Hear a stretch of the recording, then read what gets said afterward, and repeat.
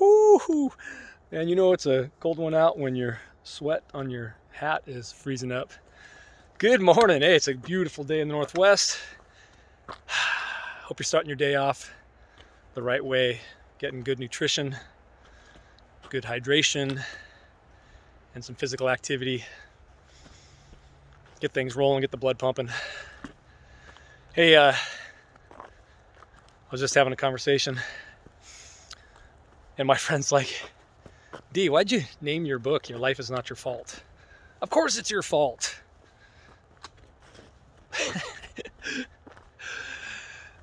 That's the whole purpose of the title, is number one, to make you think, depending on where you grew up and what your community taught you, is that your life isn't your fault because it was your community's responsibility to teach you the right thinking tools, the right belief structure, and the right understanding about the four major domains in your life: health, relationships, recreation, and wealth. And it's their responsibility to teach you how to operate effectively and efficiently in all aspects of your life. So the question is, how'd they do? Yeah, just like me and the rest of us, they did the best they knew how. And that's all you could ask for, is the best they knew how, because at the end of the day, we're all just doing the best that we know how. The question I was asked, though, is it working for you? Is it working for you? And this,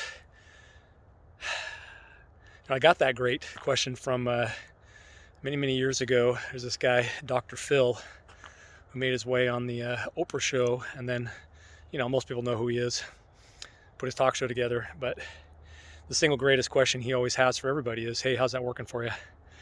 People come on with all these different crazy ideas about how life is supposed to work, and he's like, okay, great. You sat there and justified it for however many minutes he allowed it to go on. And he's like, whoa, just wait a second here, pal. How's that working for you? And I think, as you'll see when you read my book, is that I ask these two great questions. How's it working for you? And one other one that we'll talk about some other time. But the question is, how's it working for you? How's your life working for you in all aspects of life? And this isn't about pointing fingers and blame. The mission and the title of the book is supposed to be provocative at some level, because once you read it and you get to the end, you'll understand why I title it that way. But the key here is subtitle. Subtitle is what your community can't teach you that you need to know to win big in your personal and professional life. And really, personal and professional life, if you just say in all aspects of life, the key is the community did the best that they knew how for you with the tools that they had and based on the community they grew up in. The vast majority of issues we have in our life, especially when it comes to health, are not DNA hereditary. They're belief structure hereditary. Or you inherit, if you will, not hereditary, but you inherit these belief structures. And this in and of itself is the vast majority of issues we have in our life, is because of how we think about something, not because it's ingrained in our DNA. The vast majority of choices we make are all determined, if not all, are determined by the soft wiring that goes on in our life. And that soft wiring is defined as your belief structure, which was created by your community.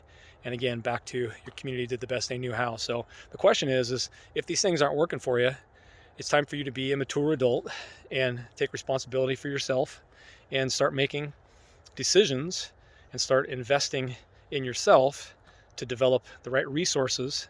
Remember, it's not about the resources that you have necessarily. It's about being aware of the resources you have and how to become resourceful so that you can make your life your fault. So that's it for today. Let's go out there and make it happen, folks, and get out and enjoy the weather. Cheers.